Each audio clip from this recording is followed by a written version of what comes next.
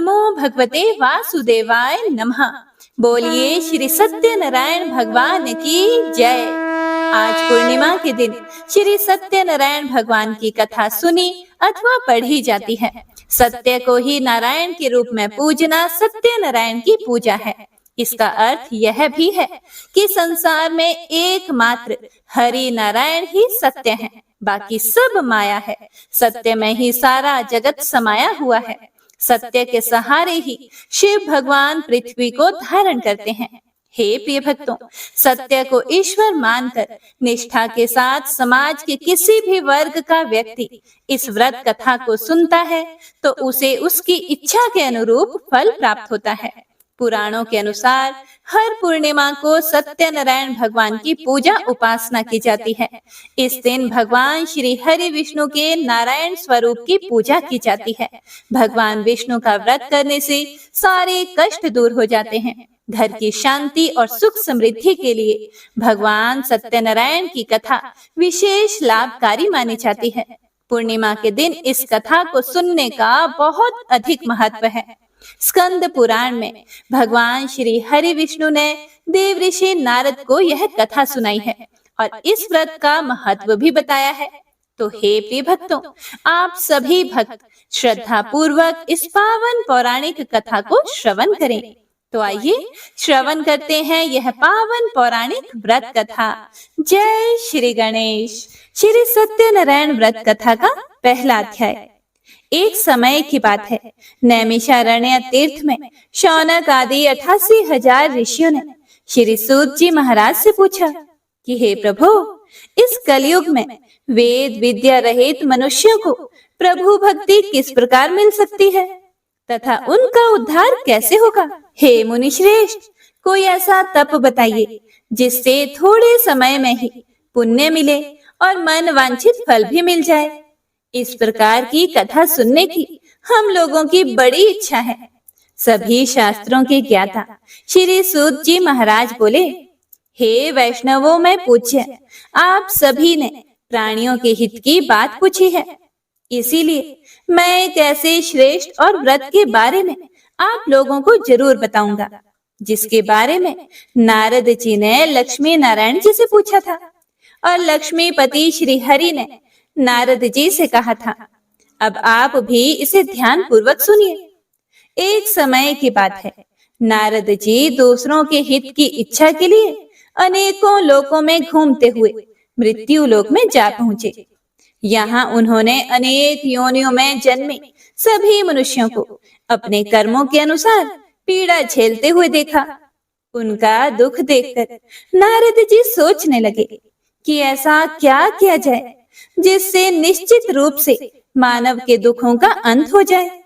इसी विचार पर मनन करते हुए वह विष्णु लोक में गए और वहां पर नारायण जी की स्तुति करने लगे और बोले, हे भगवान, आप अत्यंत शक्ति से संपन्न हैं, निर्गुण स्वरूप, सृष्टि के कारण भक्तों के दुख को दूर करने वाले हैं। आपको मेरा प्रणाम है।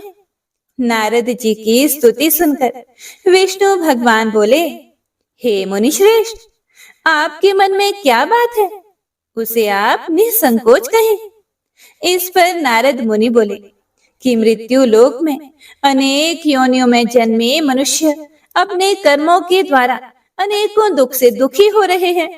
हे मेरे प्रभु, आप तो यह बताइए कि वह मनुष्य थोड़े समय में ही, थोड़े प्रयास करके ही अपने दुखों से कैसे छुटकारा पा सकते हैं?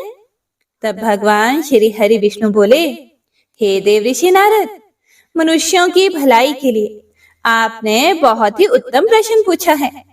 स्वर्ग लोक और मृत्यु लोक दोनों में ही एक दुर्लभ उत्तम व्रत है जो पुण्य देने वाला है।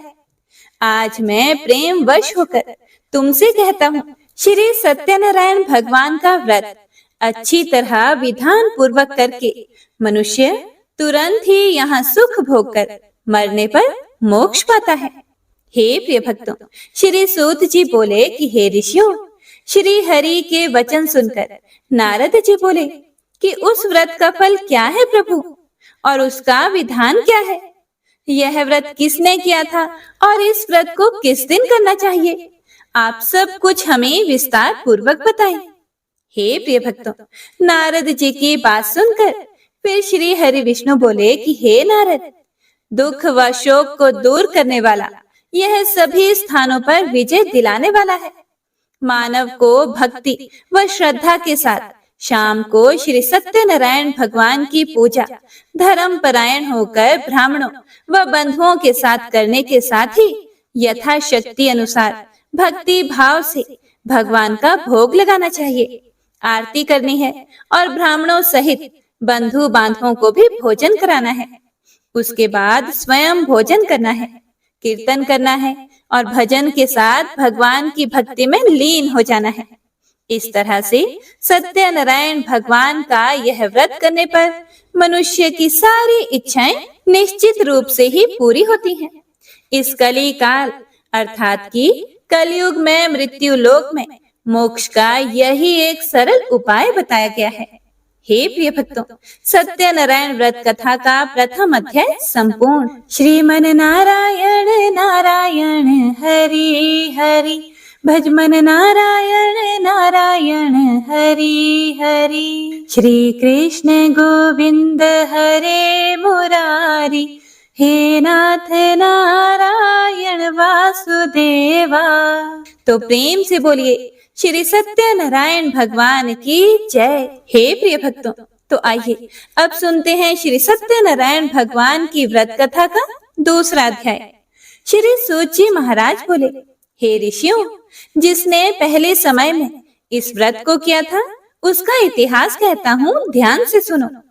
सुंदर काशीपुरी नगरी में एक अत्यंत निर्धन ब्राह्मण रहता था। भूख प्यास से परेशान वह धरती पर घूमता रहता था। ब्राह्मणों से प्रेम करने वाले भगवान श्री हरि विष्णु ने एक दिन ब्राह्मण का वेश धारण करके उसके पास जाकर पूछा कि हे विप्र, नित्य दुखी होकर तुम धरती पर क्यों घूमते हो? फिर दीन ब्राह्मण बोला, मैं निर्धन ब्राह्मण हूँ, भिक्षा के लिए धरती पर घूमता हूँ। यदि आप इसका कोई उपाय जानते हो तो बताइए। वृद्ध ब्राह्मण रूपी भगवान ने कहा कि सत्यनारायण भगवान मनोवांछित फल देने वाले हैं।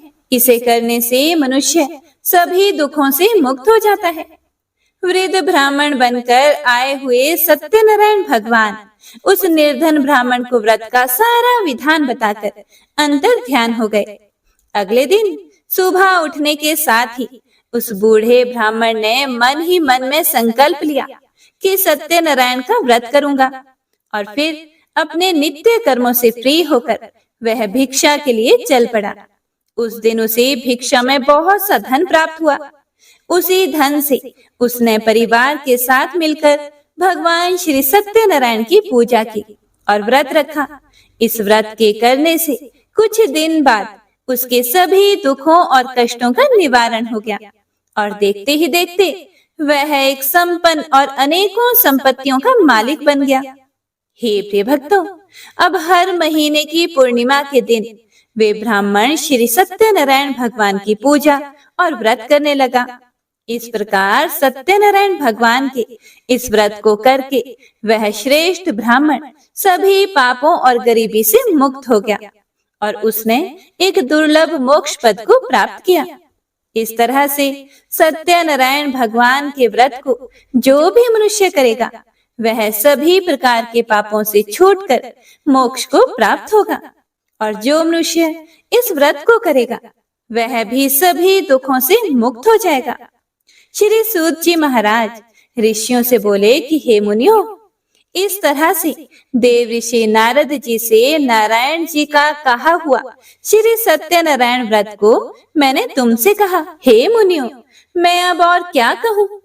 इतनी कथा सुनने के बाद 88,000 ऋषि मुनि श्री सूत जी महाराज से बोले, हे मुनिवर, संसार में उस विप्र से सुनकर और किस किस ने इस व्रत को किया, हम सब इस बात को भी सुनना चाहते हैं। इसके लिए हमारे मन में श्रद्धा का बहुत भाव है। सूत जी बोले कि हे मुनियों, जिस जिसने इस व्रत को किया है वह सब सुनो। एक समय की बात है, वही विप्र धन और ऐश्वर्य के अनुसार अपने बंधु बांधवों के साथ इस व्रत को करने के लिए तैयार हुआ। उसी समय एक लकड़ी बेचने वाला बूढ़ा आदमी आया और लकड़ियां बाहर रखकर अंदर ब्राह्मण के घर में गया। प्यास से दुखी वह लकड़हारा उनको व्रत करते देखकर विप्र को नमस्कार करके पूछने लगा कि आप यह क्या कर रहे हैं तथा इसे करने से आपको क्या फल मिलेगा? कृपया करके मुझे भी बताइए। लकड़हारे की बात को सुनकर ब्राह्मण ने कहा कि सभी मनोकामनाओं को पूरा करने वाला यह श्री सत्यनारायण भगवान का व्रत है। इनकी कृपा से ही मेरे घर में धन धान्य आदि की वृद्धि हुई है। विप्र से सत्यनारायण व्रत के बारे में जानकर लकड़हारा बड़ा खुश हुआ। चरणामृत लेकर और प्रसाद खाने के बाद वह अपने घर चला गया। लकड़हारे ने अपने मन में संकल्प किया कि आज लकड़ी बेचने से जो भी मुझे धन मिलेगा उसी से मैं श्री सत्यनारायण भगवान का उत्तम व्रत करूंगा। मन में इस विचार को लेकर बूढ़ा आदमी सिर पर लकड़ियां रखकर उस नगर में बेचने चला गया, जहां उसे अपनी लकड़ियों के दाम पहले से 4 गुना अधिक मिले। बूढ़ा व्यक्ति प्रसन्नता के साथ पैसे लेकर सत्यनारायण भगवान की मूर्ति और व्रत की अन्य सामग्रियां लेकर अपने घर को आया। वहां उसने अपने परिवार जनों को बुलाकर विधि विधान से श्री सत्यनारायण भगवान का पूजन और व्रत किया। इस व्रत के प्रभाव से वह बूढ़ा लकड़हारा धन पुत्र आदि से युक्त होकर संसार के समस्त सुख भोग कर अंत में वैकुंठ धाम चला गया। हे प्रिय भक्तों, श्री सत्यनारायण व्रत कथा का दूसरा अध्याय संपूर्ण। श्रीमन नारायण नारायण हरि हरि, भज मन नारायण नारायण हरि हरि। श्री कृष्ण गोविंद हरे मुरारी, हे नाथ नारायण वासुदेवा। तो सभी प्रेम से बोलिए श्री सत्यनारायण भगवान की जय। तो आइए अब सुनते हैं श्री सत्यनारायण भगवान की व्रत कथा का तीसरा अध्याय। श्री सूत जी महाराज बोले, हे श्रेष्ठ मुनियों, अब आगे की कथा कहता हूँ, ध्यान से सुनो। पहले समय में उल्का मुख नाम का एक बुद्धिमान राजा था। वह सत्यवक्ता और जितेंद्रिय था। प्रतिदिन वह देव स्थानों पर जाता था और निर्धन व्यक्तियों को धन देकर उनके कष्ट दूर करता था। उसकी पत्नी कमल के समान मुख वाली तथा सती साध्वी थी। भद्रशिला नदी के तट पर उन दोनों ने श्री सत्यनारायण भगवान का व्रत किया। उसी समय साधु नाम का एक वैश्य आया। उसके पास व्यापार करने के लिए बहुत सा धन भी था। राजा को व्रत करते देखकर वह विनय के साथ पूछने लगा कि हे राजन, भक्ति भाव से पूर्ण होकर आप यह क्या कर रहे हैं? मैं सुनने की इच्छा रखता हूँ, कृपा करके मुझे भी बताइए। राजा बोला, मैं अपने बंधु बांधवों के साथ पुत्र आदि की प्राप्ति के लिए श्री सत्यनारायण भगवान का व्रत और पूजन कर रहा हूँ। राजा के वचन सुनकर साधु आदर से बोला, हे राजन, मुझे इस व्रत का सारा विधान कहिए। मैं भी इस व्रत को करूंगा। मेरी भी संतान नहीं है और इस व्रत को करने से निश्चित रूप से मुझे संतान की प्राप्ति होगी। राजा से व्रत का सारा विधान सुनकर व्यापार से निवृत्त होकर वह अपने घर को गया और घर पहुंचकर साधु ने वह सारी बात अपनी पत्नी को बता दी। पत्नी को संतान देने वाले इस व्रत का वर्णन कह सुनाया और कहा कि जब मेरी संतान होगी तब मैं भी इस व्रत को करूंगा। साधु ने इस तरह के वचन अपनी पत्नी लीलावती से कहे। एक दिन लीलावती पति के साथ आनंदित होकर सांसारिक धर्म में प्रवृत्त होकर सत्यनारायण भगवान की कृपा से गर्भवती हो गई। 10वें महीने उसके गर्भ से एक सुंदर कन्या ने जन्म लिया। माता पिता ने अपनी कन्या का नाम कलावती रखा। एक दिन कलावती की माँ लीलावती ने अपने पति को याद दिलाया कि आपने श्री सत्यनारायण भगवान के जिस व्रत को करने का संकल्प किया था उसे करने का समय आ गया है। अब इस व्रत को कीजिए। फिर साधु बोला कि हे प्रिय, इस व्रत को मैं उसके विवाह पर करूंगा। इस प्रकार अपनी पत्नी को आश्वासन देकर वह नगर को चला गया। इधर कन्या कलावती पिता के घर में जल्दी जल्दी बढ़ने लगी। उसके बाद धर्मज्ञ साधु ने नगर में सखियों के साथ क्रीड़ा करती हुई अपनी कन्या को विवाह योग्य देखकर आपस में मंत्रणा करके अपने दूत से बोले, कन्या विवाह के लिए श्रेष्ठ वर की खोज करो। दूत से ऐसा कहकर शीघ्र ही उसे भेज दिया। उसकी आज्ञा पाकर वह दूत कांचन नामक नगर में गया। वहां से एक वणिक का पुत्र लेकर आया। उस साधु ने उस वणिक के पुत्र को सुंदर और गुणों से संपन्न देखकर अपनी जाति के लोगों तथा बंधु बांधवों के साथ संतुष्ट चित होकर विधि विधान से वणिक पुत्र के हाथ में कन्या का दान कर दिया। लेकिन हे प्रिय भक्तों, दुर्भाग्य की बात यह है कि साधु ने अभी भी श्री सत्यनारायण भगवान का व्रत नहीं किया। इस पर तो श्री भगवान क्रोधित हो गए और श्राप दे दिया। अपने कार्य में कुशल साधु बनिया अपने दामाद को लेकर समुद्र के पास स्थित होकर रतनसारपुर नामक नगर में गया। वहां जाकर दामाद और ससुर दोनों मिलकर चंद्रकेतु राजा के नगर में व्यापार करने लगे। एक दिन भगवान सत्यनारायण की माया से एक चोर राजा का धन चुराकर भाग रहा था। उसने राजा के सिपाहियों को अपना पीछा करते हुए देख लिया और यह देखकर चोर ने चुराया हुआ धन वहां रख दिया जहां पर साधु अपने दामाद के साथ ठहरा हुआ था। राजा के सिपाहियों ने साधु वैश्य के पास राजा का धन पड़ा देखा तो वह ससुर और दामाद दोनों को बांधकर प्रसन्नता से राजा के पास दौड़ कर ले गए और कहा कि उन दोनों चोरों को हम पकड़ कर लाए हैं। हे राजन, आप आगे की कार्यवाही की आज्ञा दे दें। राजा की आज्ञा से उन दोनों को कठिन कारावास में डाल दिया गया और उनका सारा धन भी उनसे छीन लिया गया। श्री सत्यनारायण भगवान के श्राप से वणिक के घर में उसकी पत्नी भी बहुत दुखी हो गई और उनके घर में सारा का सारा जो धन था वह चोरों ने चुरा लिया। और इधर वैश्य की पत्नी लीलावती शारीरिक तथा मानसिक पीड़ाओं से युक्त भूख और प्यास से दुखी होकर अन्न की चिंता से दर दर भटकने लगी और उनकी कन्या भी भोजन के लिए इधर उधर प्रतिदिन घूमने लगी। एक दिन भूख से पीड़ित कलावती एक घर में गई। वहां जाकर उसने श्री सत्यनारायण भगवान के व्रत पूजन को देखा। वहां बैठकर उसने कथा भी सुनी और वरदान भी मांगा। उसके बाद प्रसाद ग्रहण करके वह कुछ रात होने पर घर आ गई। माता ने कलावती कन्या से प्रेम पूर्वक पूछा, हे पुत्री, रात में तू कहाँ रुक गई थी? तुम्हारे मन में क्या बात है? कलावती ने अपनी माता से कहा, हे माते, मैंने एक घर में मनोरथ प्रदान करने वाला व्रत देखा है।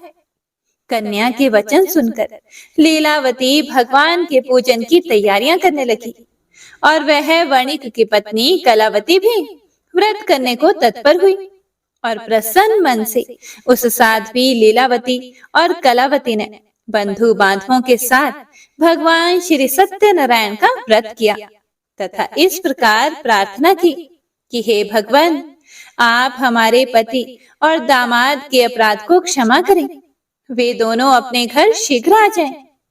इस व्रत से श्री सत्यनारायण भगवान संतुष्ट हो गए और राजा चंद्रकेतु को सपने में दर्शन देकर कहा कि हे राजन, तुम उन दोनों वैश्यों को छोड़ दो और तुमने उनका जो धन लिया है उसे भी वापस कर दो। अगर तुमने ऐसा नहीं किया तो मैं तुम्हारा धन, राज्य व संतान सभी को नष्ट कर दूंगा। राजा को यह कहकर वह अंतर्ध्यान हो गए। सुबह राजा ने सभा में अपना सारा सपना सुनाया और फिर बोले कि उन दोनों को कैद से मुक्त करके सभा में लेकर आओ। दोनों ने आते ही राजा को प्रणाम किया। राजा बोला, हे महानुभावों, प्रारब्ध वर्ष ऐसा कठिन दुख तुम्हें प्राप्त हुआ है, लेकिन अब तुम्हें कोई भी भय करने की जरूरत नहीं है। ऐसा कहकर राजा ने उन दोनों को नए वस्त्र आभूषण भी पहनाए और जितना धन उनका लिया था उससे दुगुना धन वापस कर दिया। दोनों वैश्य अपने घर को चल दिए। हे प्रिय भक्तों, श्री सत्यनारायण व्रत कथा का तीसरा अध्याय संपूर्ण। श्रीमन नारायण नारायण हरि हरि, भजमन नारायण नारायण हरि हरि। श्री कृष्ण गोविंद हरे मुरारी, हे नाथ नारायण वासुदेवा। तो प्रेम से बोलिए श्री सत्यनारायण भगवान की जय। हे प्रिय भक्तों, श्री सत्यनारायण भगवान व्रत कथा का चौथा अध्याय शुरू होता है। श्री सूत जी महाराज ऋषियों से बोले कि वैश्य ने मंगलाचार करके अपनी यात्रा आरंभ कर दी और अपने नगर की ओर चल दिया। साधु के कुछ दूर जाने पर भगवान श्री सत्यनारायण की उसकी सत्यता की परीक्षा लेने की इच्छा हुई और एक दंडी वेशधारी बनकर आए और उनसे पूछा कि हे साधो, इस नाव में क्या है? यह सुनकर वैश्य हंसता हुआ बोला, हे दंडी, आप क्यों पूछते हो? क्या धन लेने की इच्छा है? मेरी नाव में तो बेल व पत्ते भरे हुए हैं। वैश्य के कठोर वचन सुनकर भगवान बोले कि तुम्हारा वचन सत्य हो। दंडी ऐसे वचन कहकर वहां से दूर चले गए और कुछ दूर जाकर समुद्र के किनारे बैठ गए। दंडी के जाने के बाद साधु वैश्य ने नित्य क्रिया के पश्चात नाव को ऊंची उठते हुए देखकर अचंभा माना और नाव में बेल पत्ते आदि देखकर वह मूर्छित होकर जमीन पर गिर पड़ा। वापस होश में आने पर वह अत्यंत शोक में डूब गया। तब उसका दामाद बोला कि आप शोक ना मनाएं, यह दंडी का शाप है, इसीलिए हमें उनकी शरण में जाना चाहिए, तभी हमारी मनोकामनाएं पूरी होंगी। दामाद की यह बात सुनकर वह दंडी के पास पहुंच गए और अत्यंत भक्ति भाव से नमस्कार करके बोले कि मैंने आपसे जो असत्य वचन कहे थे उनके लिए आप मुझे क्षमा कर दीजिए। ऐसा कहकर वे रोने लगे। तब दंडी भगवान बोले, हे वणिक पुत्र, मेरी आज्ञा से बार बार तुम्हें दुख प्राप्त हुआ है, तुम मेरी पूजा से विमुख हुए हो। यह सुनकर साधु बोला, हे भगवान, आपकी माया से तो ब्रह्मा आदि देवता भी आपके रूप को नहीं जानते। मैं तो एक अज्ञानी हूँ, मैं कैसे जान सकता हूँ? आप प्रसन्न होइए प्रभु, मैं अपनी सामर्थ्य के अनुसार आपकी पूजा करूंगा, मेरी रक्षा करो और पहले के समान नौका में धन भर दो। साधु वैश्य के भक्ति पूर्वक वचन सुनकर भगवान प्रसन्न हो गए और उसकी इच्छा अनुसार वरदान देकर अंतर ध्यान हो गए। अब ससुर दामाद दोनों जब नाव पर आए तो नाव धन से भरी हुई मिली। फिर वहीं अपने अन्य साथियों के साथ सत्यनारायण भगवान का पूजन करके फिर अपने नगर को चल दिए। जब नगर के नजदीक पहुंचे तो दूत को घर पर खबर करने के लिए भेज दिया गया। दूत साधु की पत्नी को प्रणाम करके कहता है कि मालिक अपने दामाद सहित नगर के निकट आ पहुंचे हैं। दूत की बात सुनकर साधु की पत्नी लीलावती बड़े हर्ष के साथ सत्यनारायण भगवान का पूजन करके अपनी पुत्री कलावती से कहने लगी कि हे पुत्री, मैं अपने पति के दर्शन को जाती हूँ, तुम कार्य पूर्ण करके शीघ्र ही आ जाना। माँ के ऐसे वचन सुनकर कलावती जल्दी में प्रसाद छोड़कर अपने पति के पास चली गई। प्रसाद की अवज्ञा के कारण श्री सत्यनारायण भगवान रुष्ट हो गए और नाव सहित उसके पति को पानी में डुबो दिया। कलावती अपने पति को वहां ना पाकर रोती हुई जमीन में गिर गई और नौका को डूबा हुआ देखकर और कन्या को रोता हुआ देखकर साधु भी बहुत दुखी होकर बोला कि हे प्रभु, मुझसे तथा मेरे परिवार से जो भी भूल हुई है उसे आप क्षमा करें। साधु के दीन वचन सुनकर श्री सत्यनारायण भगवान प्रसन्न हो गए और आकाशवाणी हुई कि हे साधु, तेरी कन्या मेरे प्रसाद को छोड़कर आई है, इसीलिए उसका पति अदृश्य हो गया है।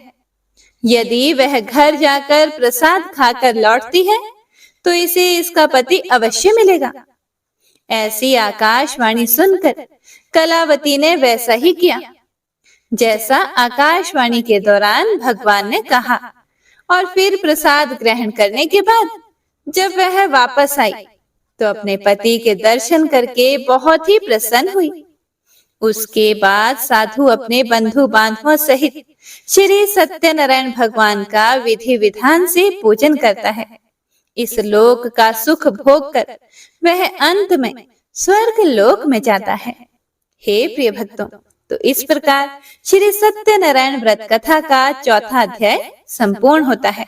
श्रीमन नारायण नारायण हरि हरि, भजमन नारायण नारायण हरि हरि। श्री कृष्ण गोविंद हरे मुरारी, हे नाथ नारायण वासुदेवा।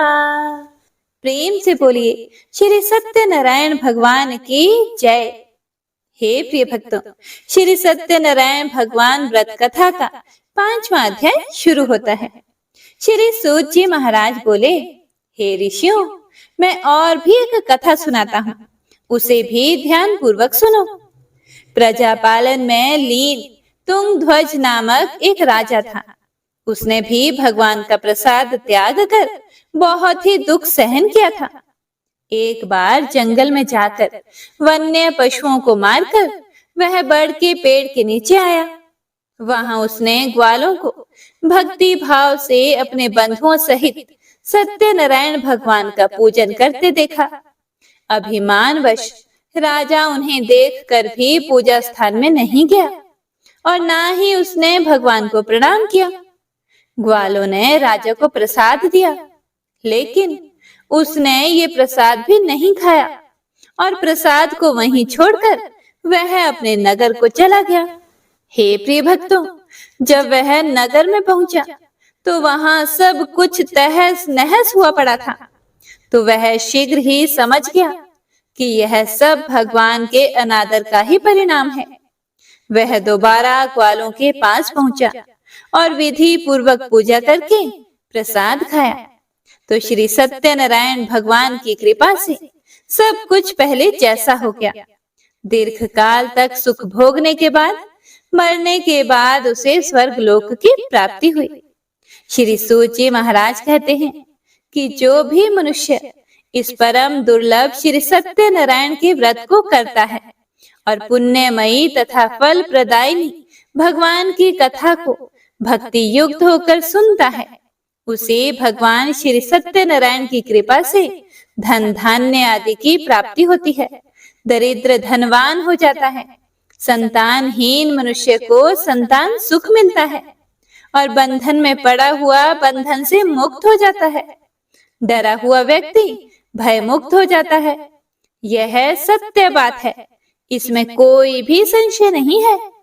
इस लोक में वह सभी इच्छित फलों का भोग प्राप्त करके अंत में सत्यपुर वैकुंठ लोक को जाता है। श्री सूत जी महाराज बोले कि इस प्रकार मैंने आप लोगों से भगवान श्री सत्यनारायण के व्रत को कहा, जिसे करके मनुष्य सभी दुखों से मुक्त हो जाता है।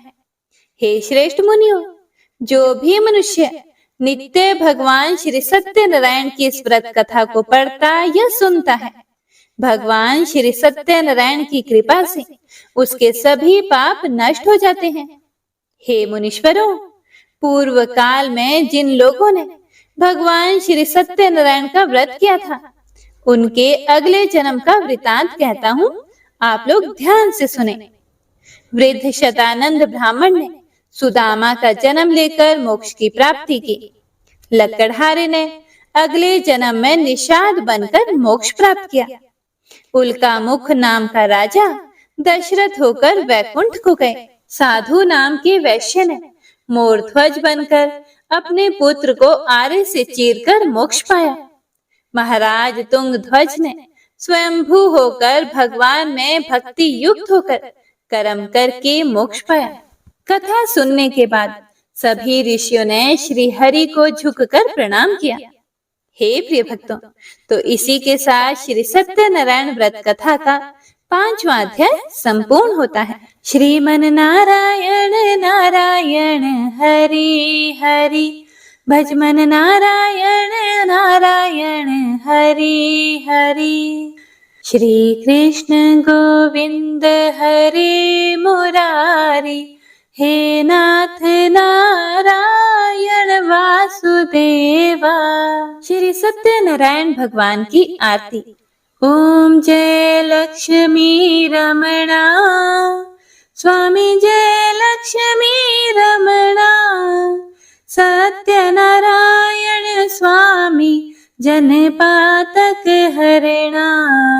ओम जय लक्ष्मी रमणा। रतन जटित सिंहासन अद्भुत छवि राजे, नारद करत निरंजन घंटा ध्वनि बाजे। ओम जय लक्ष्मी रमणा। प्रकट भये कलि कारण, द्विज को दरस दियो। बूढ़े ब्राह्मण बन कर कंचन महल कियो। ओम जय लक्ष्मी रमणा। दुर्बल भील कठियारो, जिन पर कृपा करी। चंद्रचूड़ एक राजा, जिनकी विपत्ति हरी। ओम जय लक्ष्मी रमणा। वैश्य मनोरथ पायो, श्रद्धा तज दिन ही। सो फल भोग्य प्रभु जी, फिर स्तुति की नहीं। ओम जय लक्ष्मी रमणा। भाव भक्ति के कारण छिन छिन रूप धर्यो। श्रद्धा धारण कीनी, तिनको काज सरयो। ओम जय लक्ष्मी रमणा। ग्वाल बाल संग राजा, वन में भक्ति करी। मन वांछित फल दीन हो, दीन दयालु हरि। ओम जय लक्ष्मी रमणा। चढ़त प्रसाद सवायो, कदली फल मेवा। धूप दीप तुलसी से, राजी सत्य देवा। ओम जय लक्ष्मी रमणा। सत्यनारायण जी की आरती जो कोई जन गावे। कहत शिवानंद स्वामी, कहत हरि हर हर स्वामी। सुख संपत्ति पावे। ओम जय लक्ष्मी रमणा। तो प्रेम से बोलिए श्री सत्यनारायण भगवान की जय। हे प्रिय भक्तों, तो यह थी श्री सत्यनारायण भगवान की संपूर्ण व्रत कथा और आरती। भगवान श्री सत्यनारायण आप सभी भक्तों की मनोकामनाओं को पूर्ण करें।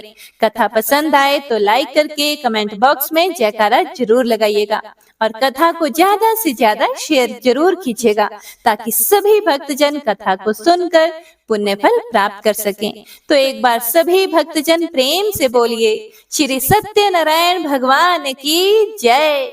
हरे कृष्णा।